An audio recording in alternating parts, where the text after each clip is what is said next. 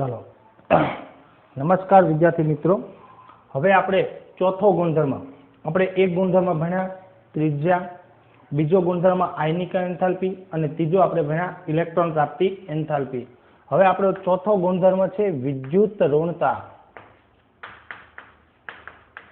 જેને electronegativity EN તરીકે પણ દર્શાવવામાં આવે છે। આગળ જતા તમને ખ્યાલ આવશે કે ઇલેક્ટ્રોનની જે વિદ્યુત ઋણતા છે એ ખૂબ જ અગત્યનો પોઈન્ટ છે, કેમ કે સંયોજન બનવા માટે આપણે ખૂબ જ ઉપયોગમાં આવશે। ચલો પહેલા તો આપણે વ્યાખ્યા આપીએ અથવા તેની સમજૂતી આપીએ। કોને કહેવાય? તો કે જો રાસાયણિક સંયોજનમાં સહસંયોજક બંધથી જોડાયેલા ઇલેક્ટ્રોન યુગ્મને પોતાની તરફ ખેંચવાની ક્ષમતાના ગુણાત્મક માપને શું કહેવાય? વિદ્યુત ઋણતા કહે છે। એવું કીધું છે કે રાસાયણિક સંયોજનમાં રહેલા સહસંયોજક બંધથી જોડાયેલા ઇલેક્ટ્રોન યુગ્મને પોતાની તરફ ખેંચવાના જે ગુણાત્મક માપ છે એને વિદ્યુત ઋણતા કહેવામાં આવે છે। ઇન શોર્ટ આપણે એમ કહેશું કે ચાલો આ એક ક્લોરીનનો પરમાણુ છે, ક્લોરીનનું આ સેન્ટર છે, આ પહેલો આવર્ત, બીજો આવર્ત અને ત્રીજો આવર્ત। અહીંયા 2 હશે, અહીંયા 8 હશે અને આમાં કેટલા હશે? 7 ઇલેક્ટ્રોન હશે। એમાં એક ઇલેક્ટ્રોનની આ ભાગીદારી થયેલી છે। માની લો કે આ ક્લોરીને કોઈની સાથે બંધ બનાવ્યો છે, માની લો કે આ હાઇડ્રોજન સાથે એને બંધ બનાવ્યો છે, હાઇડ્રોજનનો આ એક ઇલેક્ટ્રોન છે। હવે એમની સાથે એને શું કરી છે? આ ભાગીદારી કરી છે, એમની સાથે શું કરી છે? આ ભાગીદારી કરી અને સહસંયોજક બંધ બનાવ્યો છે, એટલે HCl બનેલો છે। તો આ Cl ની વિદ્યુત ઋણતા વધારે હોવાના કારણે એને પોતાની તરફ ખેંચવાનો પ્રયત્ન કરે છે। એટલે તમે જો કે આ H અને Cl હોય તો Cl પોતાની તરફ ખેંચે એટલે એના પર નેગેટિવ ચાર્જ અને આના પર શું થશે? પોઝિટિવ ચાર્જ થશે। આ બંધનું ઇલેક્ટ્રોન યુગ્મ કોના તરફ ખેંચાયેલું છે? Cl તરફ। આપણી વ્યાખ્યામાં કહીએ ને તો એવું કહેશું કે પરમાણુના કેન્દ્ર દ્વારા પોતાના વિસ્તારના સિવાયના ભાગમાં લાગતું આકર્ષણ એને આપણે શું કહેશું? વિદ્યુત ઋણતા તરીકે ઓળખીએ છીએ। પોતાનો જે વિસ્તાર છે એના સિવાયના ભાગમાં લાગતું આકર્ષણ એને વિદ્યુત ઋણતા તરીકે ઓળખવામાં આવે છે।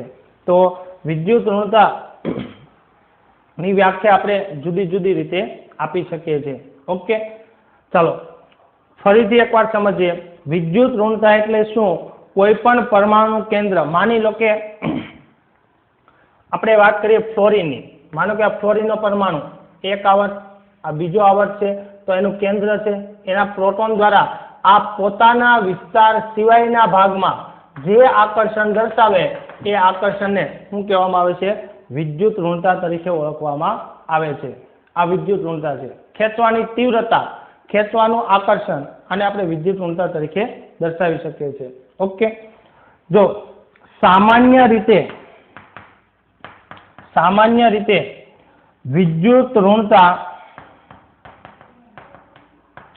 આયનીકરણ એન્થાલ્પી તથા ઇલેક્ટ્રોન પ્રાપ્તિ એન્થાલ્પીની જેમ માપી શકાતી નથી। સામાન્ય રીતે વિદ્યુત ઋણતા આયનીકરણ એન્થાલ્પી અને ઇલેક્ટ્રોન પ્રાપ્તિ એન્થાલ્પીની જેમ માપી શકાતી નથી, પરંતુ તેને માપવા માટે જુદા જુદા માપક્રમનો ઉપયોગ થાય છે। જેવા કે આવા માપક્રમોમાં કોણ કોણ છે? તો કે એમની અંદર પહેલો માપક્રમ છે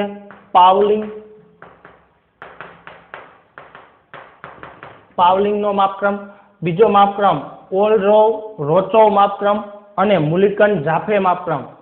એક છે મુલિકન જાફે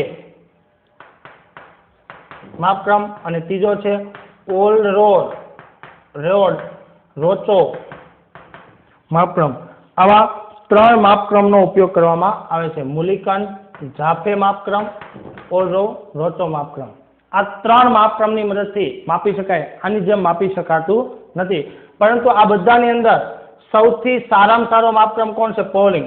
1922 પાઉલિંગે દર્શાવ્યું, આ એક અમેરિકન વૈજ્ઞાનિક છે, એને દર્શાવ્યું કે આવર્ત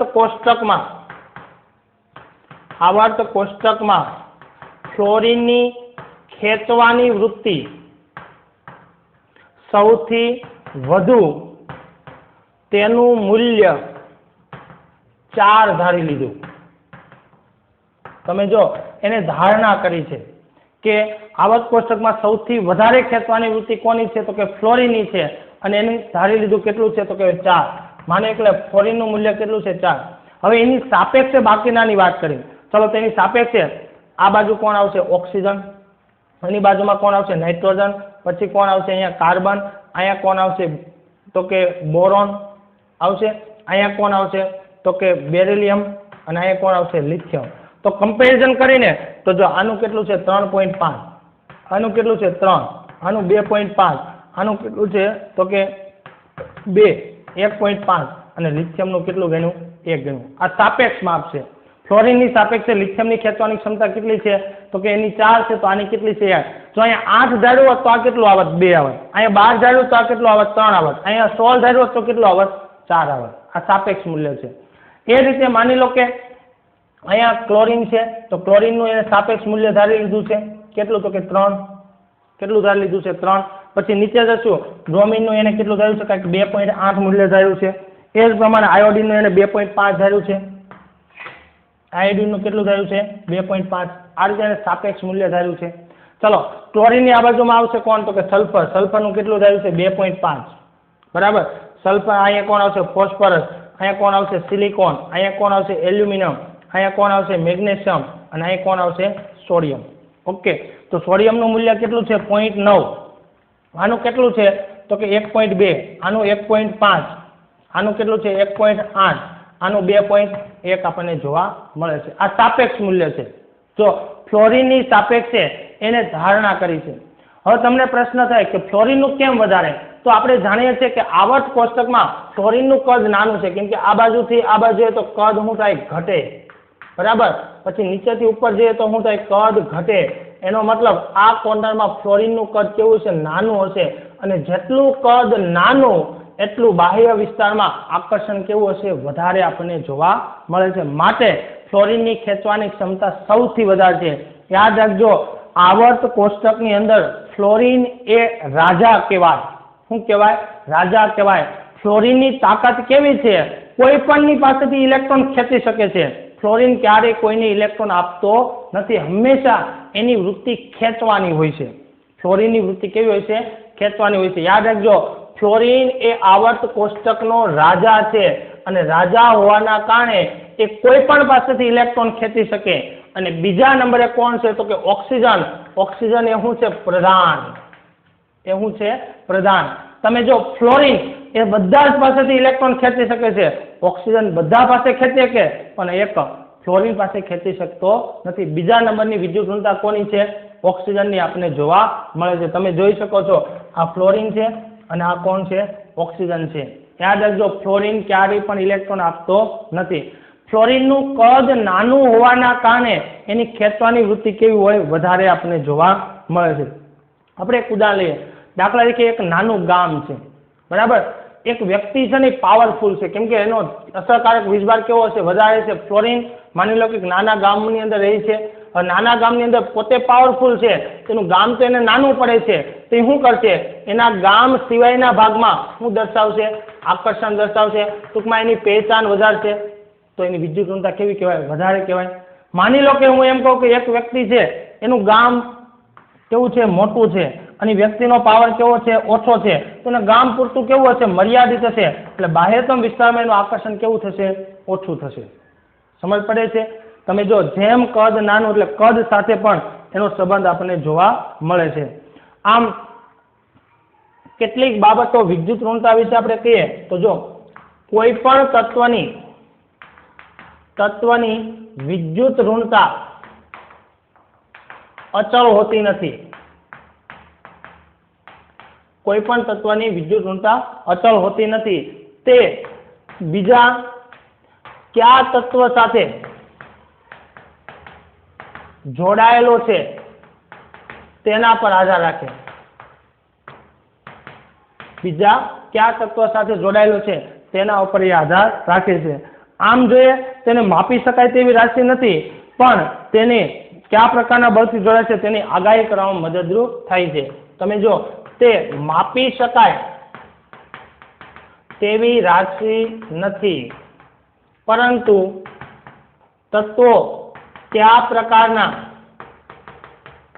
બળથી જોડાયેલા છે તે જાણી શકાય. તે આપણે શું કરી શકશું? જાણી શકશું. વિદ્યુત ઋણતા એક એવી રાશિ છે, જો એક તીવ્રતા, હું એમ કહું કે ભાઈ બુદ્ધિ છે ને એ માણસની માપી ન શકાય, હંમેશા સરખાવી શકાય. હવે આપણે એમ કે ભાઈ 1 કિલો બુદ્ધિ જોઈએ છે, મળશે? બરાબર. બુદ્ધિ ક્યારેય માપી શકાતી નથી, હંમેશા સરખામણી કરી શકે કે ભાઈ આના કરતા આના બુદ્ધિ વધારે છે, આની ઓછી છે, અથવા હોશિયારી એ ક્યારેય માપી શકાય નહીં. એમ વિદ્યુત ઋણતા એક પ્રકારની તીવ્રતા છે, એક પ્રકારનું ખેંચાણ છે, જેનું મેજરમેન્ટ ન કરી શકાય, એનું આપણે નિરપેક્ષ મૂલ્ય માપી શકાતું નથી, હંમેશા સાપેક્ષ મૂલ્ય માપવામાં આવે છે. ધારણા કરી છે પોલિંગ એક ભાઈ આની 4 છે એટલે આની 1 છે, જો આની વધારે ધારી હોત તો વધારે હોત, ઓછી ધારી હોત તો કેવી હોત? ઓછી આપણને જોવા મળે છે. તો આવર્ત કોષ્ટકની અંદર આ વિદ્યુત ઋણતા આપણને જોવા મળે છે. હવે વિદ્યુત ઋણતાના સંદર્ભમાં આપણે આવર્ત અને સમૂહની વાત કરીએ તો હવે આપણે જોઈ શકીએ છીએ કે જો કદ સાથે વિદ્યુત ઋણતાને સંબંધ છે. કેવો સંબંધ છે? તો કે વ્યસ્ત સંબંધ છે. જેમ કદ વધે ને એમ વિદ્યુત ઋણતા ઘટે, અને કદ ઘટે ને એમ વિદ્યુત ઋણતા વધે. એટલે આપણે એમ કહીશું આવર્તમાં ડાબી બાજુથી જમણી બાજુ તરફ જઈએ એમ વિદ્યુત ઋણતા શું થાય? વધે. અને ઉપરથી નીચે તરફ જઈએ એમ વિદ્યુત ઋણતા શું થાય? ઘટે. જે આપણે આમની અંદર જોઈ શકીએ છીએ. બરાબર. અહીં પછી જો લિથિયમની 1 છે, આની 9 છે, પછી પોટેશિયમની કેટલી આવશે? 0.8 આવશે. રૂબિડિયમની કેટલી આવશે? 0.7 આવશે. એમ ક્રમશઃ ઘટતો ક્રમ જોવા મળશે. આમાં કોઈ અપવાદ જોવા મળતો નથી. યાદ રાખજો, ફ્લોરિનની વિદ્યુત ઋણતા સૌથી વધારે, બીજા નંબરે કોણ છે? ઓક્સિજન છે. ટૂંકમાં એની ખેંચવાની વૃત્તિ કેવી હોય છે? વધારે આપણને જોવા મળે છે. આવું કેમ થાય છે? તો આપણે એમ કહેશું કે જો આ બાજુથી આ બાજુ જશું ને એમ અસરકારક વીજભાર વધે, એટલે ખેંચવાની ક્ષમતા વધે અને કદ શું થાય છે? ઘટે છે. તમે જો કે આવર્તમાં ડાબી બાજુથી જમણી બાજુ તરફ જઈએ એમ અસરકારક વીજભાર વધતો જશે, કદ નાનું થતું જાય, એટલે ઇલેક્ટ્રોન ખેંચવાની બાહ્ય વિસ્તારમાંથી ક્ષમતામાં શું થાય? વધારો થતો આપણને જોવા મળે છે. એ જ રીતે ઉપરથી નીચે તરફ જઈએ એમ શું થાય? કદ વધે, અસરકારક વીજભાર એટલે કે ઝેડ ઇફેક્ટિવ શું થાય? ઘટે. એનો મતલબ કે શું થશે? વિદ્યુત ઋણતા, ઇલેક્ટ્રોનેગેટિવિટી શું થશે? ઘટતી આપણને જોવા મળશે. આ જ કારણ દ્વારા આપણે એને શું કરી શકીએ? સમજાવી શકીએ છીએ અને એની સમજૂતી આપી શકીએ છીએ. ઓકે, ચાલો. તો હવે આ જે વિદ્યુત ઋણતા છે ને એને ધાતુ અને અધાતુ સાથે પણ સંબંધ છે, તો એના વિશે આપણે થોડીક વાતો કરીએ. ચાલો ફરી એકવાર તમને સમજાવી દઉં વિદ્યુત ઋણતા એ શું છે. રાસાયણિક સંયોજનમાં સહસંયોજક બનથી જોડાયેલા ઇલેક્ટ્રોન યુગ્મને પોતાની તરફ ખેંચવાની જે ક્ષમતા છે એના ગુણાત્મક માપને વિદ્યુત ઋણતા કહેવામાં આવે છે. દાખલા તરીકે તમે જો H અને Cl વચ્ચે જે બંધ બન્યો છે તો ઇલેક્ટ્રોન યુગ્મ થોડુંક આના તરફ હોય એટલે આંશિક વીજભાર આના પર શું થશે? આંશિક પોઝિટિવ વીજભાર થશે. ઇલેક્ટ્રોન યુગ્મ પહેલા વચ્ચે હોય અને ખેંચાઈ જશે, આને વિદ્યુત ઋણતા કહેવાય. સામાન્ય રીતે વિદ્યુત ઋણતા આયનિક એન્થાલ્પી અને ઇલેક્ટ્રોન પ્રાપ્તિ એન્થાલ્પીની જેમ માપી ન શકાય, તો એને માપવા માટે જુદા જુદા માપક્રમો છે. પાવલિંગ, મુલિકન જાફે અને રોચોવ માપક્રમ. પણ 1922માં પાવલિંગે વધારે શ્રેષ્ઠ માપક્રમ છે. એને આવર્ત કોષ્ટકમાં ફ્લોરિનની ખેંચવાની ક્ષમતા સૌથી વધુ ધારી અને કેટલી ધારી લીધી? 4. બરાબર. એની સાપેક્ષે બાકીના મૂલ્ય મેળવા તો લિથિયમનું મૂલ્ય કેટલું આવે છે? 1 આપણને જોવા મળે છે. આંકડાકીય માહિતી આપણે અહીંયા લખી છે. કોઈ પણ તત્વની વિદ્યુત ઋણતા અચળ નથી હોતી. બીજા કયા તત્વો સાથે જોડાયેલું છે તેના ઉપર આધાર રાખે છે. માપી શકાય તેવી રાશિ ન હોવા છતાં પણ કયા પ્રકારના બળથી જોડાયેલું છે તેની આપણે આગાહી કરી શકીએ છીએ. આવી વિદ્યુત ઋણતા આવર્ત અને સમૂહની આપણે વાત કરીએ તો એ કદ સાથે સંબંધ ધરાવે છે. આવર્તમાં ડાબી બાજુથી જમણી બાજુ તરફ જતા કદ ઘટે, અસરકારક વીજભાર વધે, માટે વિદ્યુત ઋણતા વધે છે. ઉપરથી નીચે તરફ જતા કદ વધે, અસરકારક વીજભાર ઘટે, માટે ઇલેક્ટ્રોનેગેટિવિટીમાં શું થાય? ઘટાડો થતો આપણને જોવા મળે. કોઈ અપવાદ જોવા મળતો નથી. એટલે યાદ રાખજો, લિથિયમ કરતા આ રીતે આપણે એનો ક્રમ લખી શકીએ, વધતો ક્રમ લખી શકીએ. ઉપરથી નીચે આપણે એનો શું દર્શાવી શકીએ? ઘટતા ક્રમ તરીકે આપણે એને દર્શાવી શકીએ છીએ. તો આ ખૂબ જ અગત્યની બાબત છે, એને સમજવાનો પ્રયત્ન કરજો. ઓકે, હવે આ જે વિદ્યુત ઋણતા છે ને એને ધાતુ અને અધાતુ સાથે સંબંધ છે, એની આપણે વાત કરીએ.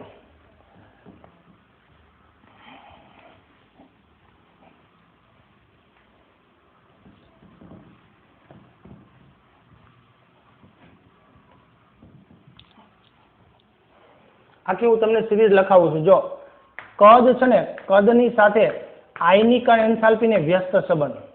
કદ વધે ને એટલે આયનીકરણ એન્થાલ્પી ઘટે. પછી ઇલેક્ટ્રોનેગેટિવિટીની વાત કરીએ તો ઇલેક્ટ્રોન ગેઇન એન્થાલ્પીનું ઋણ મૂલ્ય હંમેશા વ્યસ્ત સંબંધ દર્શાવે. ત્યાર પછી આપણે વાત કરીએ તો કે ઇલેક્ટ્રોનેગેટિવિટી વિદ્યુત ઋણતા એને પણ કેવો છે? વ્યસ્ત સંબંધ છે. હવે કદ વધે ને તો ધાત્વીય ગુણ વધે અને અધાતુનો ગુણ શું થાય? ઘટે. બરાબર. તમે જો કદ વધે એટલે ધાત્વીય ગુણ સમપ્રમાણનો સંબંધ અને અધાતુનો ગુણ કેવો છે? વ્યસ્ત પ્રમાણનો સંબંધ દર્શાવે છે. હવે તમને એમ થાય ધાતુનો ગુણ એટલે શું? તો કે જો ધાતુનો ગુણ એટલે સરળતાથી ઇલેક્ટ્રોન ગુમાવવો, એને ધાતુ કહેવાય. અધાતુનો ગુણ એટલે શું? અધાત્વીય ગુણ એટલે શું? તો કે સરળતાથી ઇલેક્ટ્રોન મેળવવો, એને શું કહેવાય? અધાતુનો ગુણ કહેવાય. એનો મતલબ કે અધાત્વીય ગુણ સાથે વિદ્યુત ઋણતાને સંબંધ છે. ઇલેક્ટ્રોનેગેટિવિટી એટલે હું? ઇલેક્ટ્રોન ખેંચવાની વૃત્તિ, મેળવવાની વૃત્તિ. જેની મેળવવાની વૃત્તિ વધારે એનો અધાતુનો ગુણ વધારે. એટલે આપણે એમ કહીશું કે જેની વિદ્યુત ઋણતા વધુ તેમાં અધાત્વીય ગુણ વધારે અને ધાતુ ગુણ કેવો હશે? ઓછો થશે ને.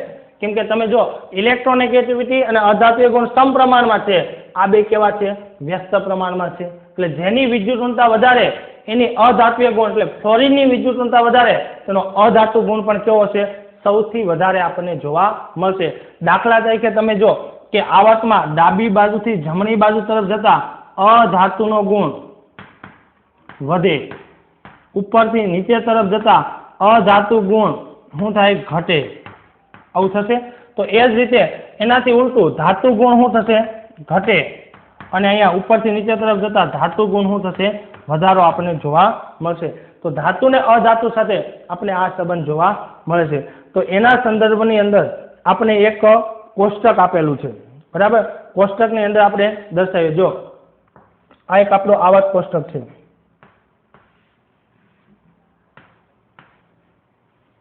આપણે આ આવર્ત કોષ્ટકને હવે જાણીએ છીએ. આપણું આવર્ત કોષ્ટક છે. બરાબર. એમના આપણે એરાઓ દર્શાવીએ. તો જો આવર્તમાં ડાબી બાજુથી જમણી બાજુ તરફ જશું. આવર્તમાં ડાબી બાજુથી આપણે જમણી તરફ જઈએ છીએ. ઓકે. આવર્તમાં ડાબી બાજુથી જમણી બાજુ તરફ જઈએ એમ શું થશે? તો કે જો આયનીકરણ એન્થાલ્પી શું થાય? વધે. બરાબર. ઇલેક્ટ્રોનેગેટિવિટી શું થાય? વધે. અને બીજું શું વધશે? તો કે ઇલેક્ટ્રોન પ્રાપ્તિ એન્થાલ્પી પણ શું થાય? વધે. પણ એનું કેવું છે? ઋણ મૂલ્ય વધે. ઓકે. પણ આ બાજુ આવીએ તો શું વધશે? તો કે ત્રિજ્યા વધે. ત્રિજ્યા એટલે કદ. કેમ કે આવર્તમાં ડાબી બાજુથી જમણી બાજુ તરફ જતા કદમાં શું થાય છે? ઘટાડો થતો જોવા મળે છે. એટલે આ બાજુથી આ બાજુ આવે તો ત્રિજ્યામાં શું થાય? વધારો થતો આપણને જોવા મળે. હવે આપણે આમની વાત કરીએ તો વિદ્યુત ઋણતા નીચેથી ઉપર તરફ જઈએ તો ઇલેક્ટ્રોનેગેટિવિટી શું થાય? વધે. નીચેથી ઉપર જઈએ તો શું થશે? આયોનાઇઝેશન એન્થાલ્પી પણ શું થાય? વધે. ઓકે. ત્યાર પછી આપણે વાત કરીએ તો કે ઉપરથી નીચે તરફ જઈએ તો ત્રિજ્યા વધે અને નીચેથી ઉપર જઈએ તો ડેલ્ટા EGS નું ઋણ મૂલ્ય વધે. તો આપણે કોષ્ટક સ્વરૂપે દર્શાવી શકીએ. બીજું આપણે ધાતુપણાની વાત કરીએ તો તમે જો કે આ બાજુ જઈએ તો અધાતુનો ગુણ વધે અને આ બાજુ આવીએ તો ધાતુ ગુણ વધે. આવું થશે. તમે જો કે નીચેથી ઉપર જાઓ તો અધાતુ વધે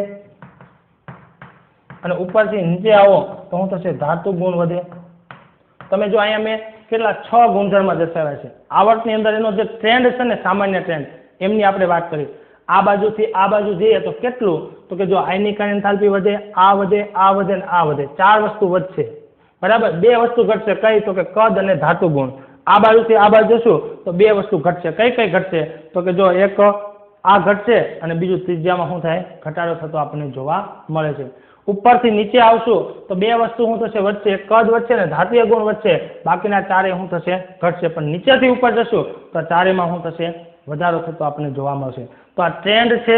6 ગુણધર્મને આપણે યાદ રાખવાના છે અને સમજવાનો પ્રયત્ન કરીશું. ઓકે, ચાલો. તો આ વિદ્યુત ઋણતાની આપણે વાત કરી છે. હવે નેક્સ્ટ સેશનમાં આપણે થોડીક સામાન્ય માહિતીઓ આપી છે એ સમજશું.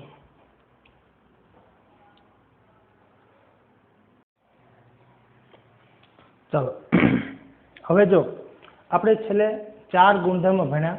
એક ત્રિજ્યા, આયનીકરણ એન્થાલ્પી, વિદ્યુત ઋણતા અને ઇલેક્ટ્રોન પ્રાપ્તિ એન્થાલ્પી. 4 ગુણધર્મ મહત્વના છે. આવર્ત અને સમૂહની અંદર એના ટ્રેન્ડ વિશે પણ આપણે વાત કરી. આપણે કોઈની આંકડાકીય માહિતીની જરૂર નથી, પણ સરખામણી આપણે યાદ રાખવાની છે. કેમ કે સંયોજન બનાવશું ત્યારે આ 4 ગુણધર્મોની આપણે જરૂર પડવાની છે, કેમ કે એમના આધારે સંયોજનો બનતા હોય. હવે આ ઉપરાંત બીજા 3 ગુણધર્મ છે. એક વિકર્ણ સંબંધ, એક છે નિષ્ક્રિય યુગ્મ અસર અને એક છે લેન્થેનોઇડ સંકોચન. આવા 3 ગુણધર્મ છે. આ 4 ગુણધર્મ ઉપરાંત આ 3 ફિઝિકલ પ્રોપર્ટી છે. પણ આ આપણે એના જે તે સમૂહમાં અભ્યાસ કરશું. દાખલા કે વિકર્ણ સંબંધ છે જ્યારે S વિભાગ બનશું ત્યારે આવશે. જ્યારે આપણે નિષ્ક્રિય યુગ્મ અસર P વિભાગનો અભ્યાસ કરશું એમની અંદર આવશે. અને આ જ્યારે આપણે D અને F વિભાગનો અભ્યાસ કરશું ત્યારે આપણે એ ભણશું. ટૂંકમાં જે તે સમૂહના આપણે પર્ટિક્યુલર ચેપ્ટર આપ્યા છે એમની અંદર આ અસર સમજવાનો આપણે પ્રયત્ન કરીશું. હવે અહીંયા આપણે એક અગત્યની ટર્મ છે સંયોજકતા. જો સંયોજકતા એ કોઈ પણ તત્વનો અતિ લાક્ષણિક ગુણધર્મ છે. સંયોજકતા તત્વનો અતિ લાક્ષણિક ગુણધર્મ છે. કેવો છે? અતિ લાક્ષણિક ગુણધર્મ છે, જે તેની ઇલેક્ટ્રોન રચનાને આધારે નક્કી થાય. તમે એને સમજવું હોય તો સરળતાથી કોના આધારે? એની ઇલેક્ટ્રોન રચનાને આધારે નક્કી કરી શકો. સામાન્ય રીતે એવું કહેવાય છે કે જો પ્રતિનિધિ તત્વોમાં તત્વોની સંયોજકતા તેની બાહ્યતમ કક્ષામાં રહેલા ઇલેક્ટ્રોન જેટલા અથવા તો તેને 8 માંથી બાદ કરતા મળતી સંખ્યા જેટલી હોય. કોઈ પણ પ્રતિનિધિ તત્વ હોય તો એની કેટલી હોય, તો આપણે કહી શકીએ. માની લો કે સમૂહ આ 1, આ 2, પછી 13, 14, 15, 16, 17 અને 18 આ પ્રતિનિધિ તત્વો છે. S વિભાગ અને કોણ છે? P વિભાગ, જેને આપણે રિપ્રેઝેન્ટેટિવ ગ્રુપ અથવા પ્રતિનિધિ તત્વો કીધા હતા. હવે એમાં સંયોજકતા ઇલેક્ટ્રોન કેટલા છે? તો કે સંયોજકતા ઇલેક્ટ્રોન આની બાહ્યતમ કક્ષામાં કેટલા હોય? 1. આની બાહ્યતમ કક્ષામાં કેટલા હોય? 2. પછી આમની બાહ્યતમ કક્ષામાં કેટલા હોય? 3. આમાં કેટલા હોય? 4. આમાં 5. આમાં 6, 7 અને 8. તો એની સંયોજકતા કેટલી થશે? ચલો, સંયોજકતા વેલેન્સી કેટલી થશે? તો કે બાહ્યતમ કક્ષામાં ઇલેક્ટ્રોન 1 છે તો 1 જ થશે. આની 2 છે તો 2 થશે. આની 3 થશે. આની કેટલી થશે? 4. હવે આની જો બાહ્યતમ કક્ષામાં 5 પણ છે અને 3 પણ છે. કેમ કે 8 માંથી 5 બાદ કરશો કેટલા હશે? 3. આપણે કીધું ને કે જેટલા ઇલેક્ટ્રોન અથવા તેને બાદ કરતા મળતી સંખ્યા જેટલા હોય, 5 ગુમાવી પણ શકે અને 3 મેળવી પણ શકે. અહીંયા તમે જો 6 પણ છે અને કેટલા છે? 2 પણ આપણે જોવા મળશે. અહીં 1 પણ છે અને 7 પણ છે. તમે જો 1 મેળવીને 8 બને અથવા 7 ગુમાવીને નિષ્ક્રિય જેવું બની શકે. અને આનું કેવું છે? 8 અને 0. 8 અને 0. તો આ પ્રતિનિધિ તત્વો માટે સંયોજકતા સરળતાથી નક્કી કરી શકીએ. હવે હાલના સમયમાં સંયોજકતાની જગ્યાએ એક શબ્દ વપરાય છે ઓક્સિડેશન આંક, જે વધુ ઉપયોગી છે. શબ્દ ઘણી જગ્યાએ વપરાય છે, પણ ઓક્સિડેશન આંક કઈ રીતે, તો કે કઈ રીતે જોડાયેલું છે ને એના આધારે નક્કી થાય. દાખલા તરીકે તમે જો એક OF2 અને એક Na2O આવા બે સંયોજનો છે, તો આના માટે આપણે ઓક્સિડેશન આંક સમજીએ. ઓક્સિડેશન આંક એટલે શું, તમારે શોર્ટમાં યાદ રાખવાનું, જેટલા આપે તેટલો પ્લસ અને જેટલા મેળવે તેટલો માઇનસ શું હોય, ઓક્સિડેશન આંક હોય. જેટલા આપે એટલે કોણ, ઇલેક્ટ્રોન, જેટલા ઇલેક્ટ્રોન આપે એટલો પ્લસ અને જેટલા ઇલેક્ટ્રોન મેળવે એટલો શું હોય, માઇનસ હોય. હવે આપણે તો આની પહેલા વિદ્યુત ઋણતા નક્કી કરવી પડે, કોણ આપશે ને કોણ લેશે. હવે તમે જો કે આ તત્વો કોણ કોણ છે, એક તો ફ્લોરિન છે, બીજું ઓક્સિજન છે, બીજું કોણ છે, સોડિયમ. તો મને કહો સૌથી વધારે વિદ્યુત ઋણતા કોની, ફ્લોરિનની, બીજા નંબરે ઓક્સિજન અને ત્રીજા નંબરે કોણ છે, સોડિયમ. તો હવે જ્યારે પણ બે તત્વો ભેગા થાય તો વધારે કોણ ખેંચે, ફ્લોરિન ખેંચે ને. તો હવે આપણે વાત કરીએ, જો OF2 માં ફ્લોરિન ઇલેક્ટ્રોન મેળવશે અને આ ઓક્સિજન ઇલેક્ટ્રોન આપશે. ફ્લોરિનની ઇલેક્ટ્રોન રચના શું છે, 1s2 2s2 અને 2p5, એટલે એક ઇલેક્ટ્રોન મેળવીને નિષ્ક્રિય જેવો થશે, એટલે એક ઇલેક્ટ્રોન મેળવે છે, એક મેળવે એટલે માઇનસ, બરાબર. ઓક્સિજનની બાહ્યતમ કક્ષા શું છે, 1s2 2s2 અને 2p4. તો એ શું કરશે, તો કે બે ઇલેક્ટ્રોનની ભાગીદારી કરશે, કેમ કે એને બે ઘટે છે, કેમ કે આ સહસંયોજક બંધ બનશે એટલે ભાગીદારી. જો ફ્લોરિનની ભાગીદારી એકની થાય, એક ઓક્સિજન બે ફ્લોરિન સાથે વારાફરતી કરશે એટલે ભાગીદારી કેટલી થશે, 2, અને એનો ચાર્જ કેટલો આવશે, +2. શું કામ +2 આવશે, કેમ કે એને બે ફ્લોરિન સાથે જોડાણ છે. જો આ એક ફ્લોરિન અને આ બીજો ફ્લોરિન આની સાથે ભાગીદારી કરે છે, ત્યારે બે ઇલેક્ટ્રોન ભાગીદારી કરે છે, એટલે આનો શું થઈ જશે, +2, અને ઓલાનો શું થશે, -1. યાદ રાખજો, જેની વિદ્યુત ઋણતા વધારે એ હંમેશા માઇનસ બને, જેની ઓછી હંમેશા શું બને, પ્લસ બને. અહીંયા ઓક્સિજન ફ્લોરિનની સામે પ્લસ બન્યો છે, કેમ કે ઓક્સિજન કેવો છે, પ્રધાન છે, અને ફ્લોરિન કેવો છે, રાજા છે. રાજા હંમેશા ઇલેક્ટ્રોન મેળવે, ક્યારેય ગુમાવે નહીં. હવે એની જ વસ્તુ તમે જો કે ઓક્સિજન સાથે બે સોડિયમ જોડાયેલા છે, શું છે, સોડિયમ.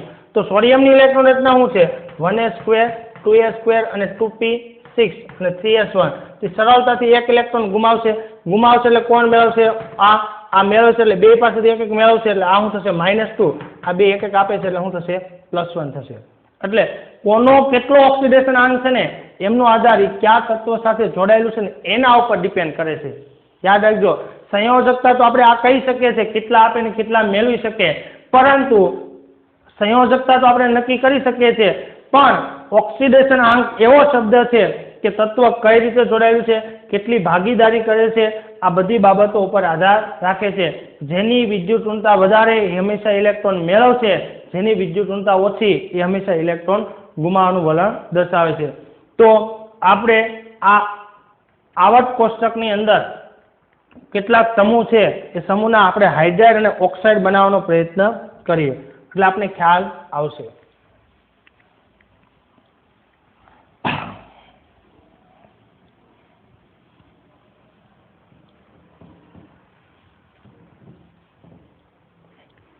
ચલો પહેલા આપણે હાઇડ્રાઇડ બનાવીએ. હાઇડ્રાઇડ કોને કહેવાય, હાઇડ્રોજન સાથેના સંયોજન, એને શું કહેશું, આપણે હાઇડ્રાઇડ કહેશું. માની લો કે પહેલો સમૂહ છે, બીજો સમૂહ છે, પછી 13મો સમૂહ છે, 14મો છે, 15 છે, 16 છે અને 17મો સમૂહ છે. ઓકે, આમને આપણે હાઇડ્રાઇડ બનાવીએ. તો મને કહો પહેલા સમૂહના હાઇડ્રાઇડ, એટલે જો પહેલા સમૂહની ધાતુને આપણે M કહીએ, તેની સાથે હાઇડ્રોજન જોડાય તો હંમેશા આ પ્લસ બને ને આ કેવું બને, માઇનસ બને. દાખલા તરીકે તમે જો લિથિયમ હાઇડ્રાઇડ થશે, આ ઉપરાંત સોડિયમ હાઇડ્રાઇડ અને પોટેશિયમ હાઇડ્રાઇડ બનશે કે નહીં, કેમ કે બેયની સંયોજકતા એક જ છે. આ એક ઇલેક્ટ્રોન મેળવીને કોના જેવો બને, હિલિયમ જેવો, અને આ એક ઇલેક્ટ્રોન ગુમાવી અને અનુરૂપ એને નિષ્ક્રિય વાયુ જેવું બનશે, કેમ કે સંયોજકતા કેટલી હોય, પહેલા સમૂહની એક જ હોય. ચલો બીજા સમૂહમાં કેવા હાઇડ્રાઇડ બનશે, MS2 પ્રકારના, કેમ કે આની સંયોજકતા કેટલી હોય, +2, વેલેન્સી કેટલી છે, 2, એટલે બે હાઇડ્રોજન એમની સાથે જોડાશે. બે જોડાય એટલે શું બનાવશે, તો કે બીજા સમૂહની અંદર તમે જો કેલ્શિયમ સાથે હાઇડ્રોજન જોડાય તો શું થશે, CH2. બાકીના પણ બને છે પણ અસ્તિત્વ ધરાવતા નથી.